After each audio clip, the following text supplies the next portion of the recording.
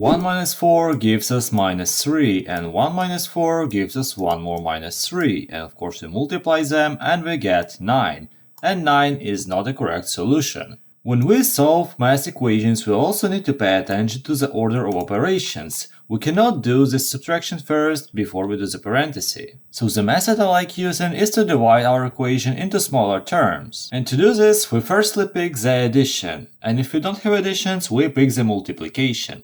So we have an addition right over here. Of course, we do not write it because we have a minus here. We just add this negative term. So it looks like we subtracted, but in reality we just add a negative term.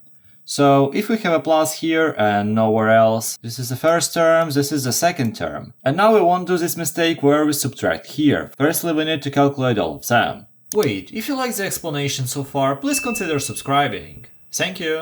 First, we have 1, that is just 1, because there is nothing to calculate it really. Here we get minus 4 times this parenthesis. We can apply the same logic here. Of course, we don't have any additions here, so we need to work with multiplications, and multiplication is here. So this will be our first term, this is our second term. Minus 4 stays as minus 4.